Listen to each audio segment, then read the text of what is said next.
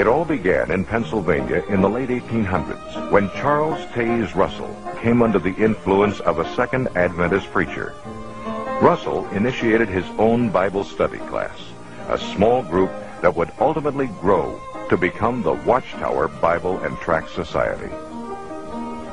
Borrowing directly from the prophetic speculations of Nelson Barber, a New York Second Adventist, Russell claimed that in 1799, the world had entered the time of the end. That in 1874, Jesus Christ had returned invisibly, and that the world would come to an end in the year 1914. In 1879, Russell, then 27 years of age, was so passionately convinced these prophetic dates were given by God that he sold his prosperous clothing business and struck out in a new direction. With very little education or theological background, he began printing the magazine Zion's Watchtower and Herald of Christ's Presence. Known today as the Watchtower, this publication, which has grown from an initial printing of 6,000 to well over 288 million copies annually, dictates all major doctrines to Jehovah's Witnesses. During his lifetime, Russell authored a vast amount of literature, including a series of volumes entitled Studies in the Scriptures. According to Russell, no one could understand the Bible without these books, and reading the Bible alone would lead only to spiritual darkness. One of Russell's teachings was that Egypt's Great Pyramid was designed and placed there by God as his second witness next to the Bible. It would be an instrument to reveal his great plan of the ages for mankind. This measurement indicates the length of the year, the weight of the earth, the distance to the sun, etc. Russell believed his dates and chronology were confirmed by the measurements of the interior passageways of the Great Pyramid. According to Russell, the passageways verified 1914 as the year the world would end. Finally, 1914 came and went. Russell and his followers were not raptured from the earth, and the end had not come. John Knight, who was 15 years old at the time, remembers what came next. Well, when 1914 came, of course, we had to change our views, just like we had to change views later. The date was pushed forward to 1915, then 1918. Certainly Armageddon was just around the corner. But in 1916, Charles Taze Russell died, sick, weary, and disappointed. A massive stone pyramid stands today at his gravesite as an embarrassing reminder of his false prophecies.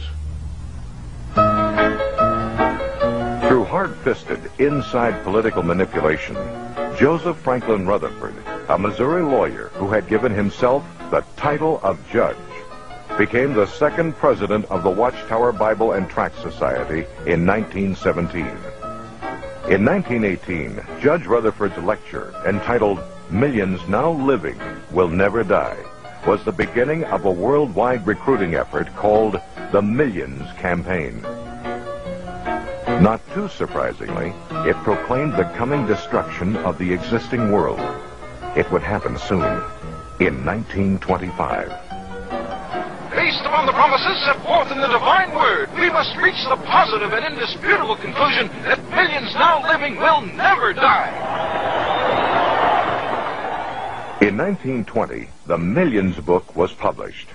In it, Rutherford claimed the Bible proved that in 1925, Abraham, Isaac, Jacob, and other faithful men of old were to be resurrected, to rule henceforth as princes on the new paradise earth. Fully convinced that Rutherford's prophecy was true, many witnesses sold their homes and businesses and took to the road. Living in cars and trucks like itinerant peddlers, they spread the warning. As 1925 drew closer, some farmers even refused to plant crops because they believed The end was at hand.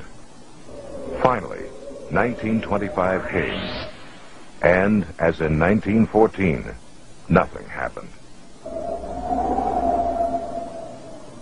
Once again, the Watchtower Society's prophecy had proven false.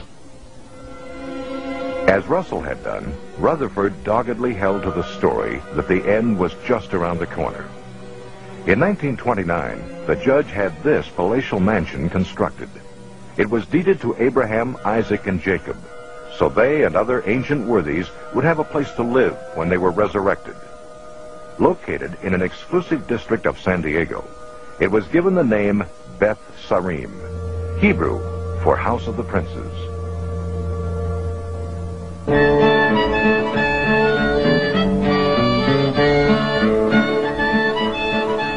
The world entered the Great Depression, but Rutherford lived like a millionaire, spending the winter months at Beth Sarim, summering in Europe. As Americans suffered through poverty and deprivation, Rutherford enjoyed the use of two 16-cylinder Cadillacs.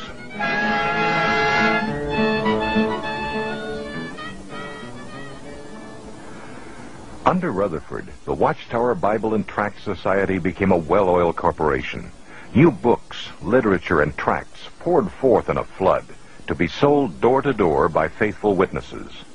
He drove his followers to labor hard for the Lord. He advised young couples not to marry, but to put all their energies into proclaiming the kingdom. Even portable phonographs were utilized at the doorstep. Because the people have been induced to believe that Christianity and religion are the same thing.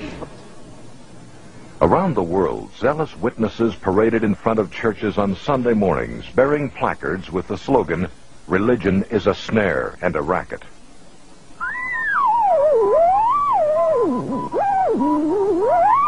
Keeping up with the times, the Society constructed its own radio station, and by 1933, there were 403 stations nationwide, broadcasting Rutherford's abusive railings against the clergy, politicians, and what he referred to as the greedy commercialists.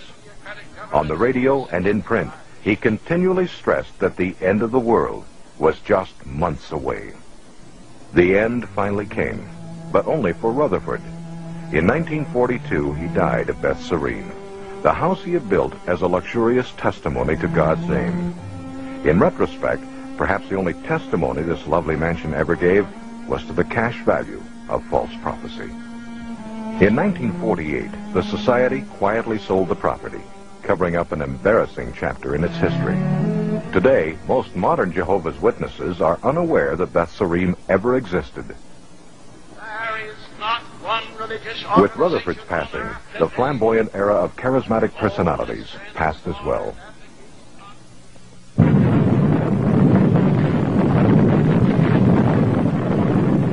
Today, fueled by the anxieties of a nuclear age, the Watchtower Society is a multinational corporate giant, spreading its new message of doom to every corner of the globe.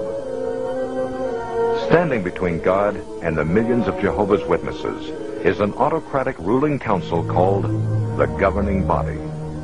Because Jehovah's Witnesses believe the Word of God is channeled to humanity through this elite committee alone, these men rule with unchallenged authority. Every witness is subject to their dictatorship, from the cradle to the grave.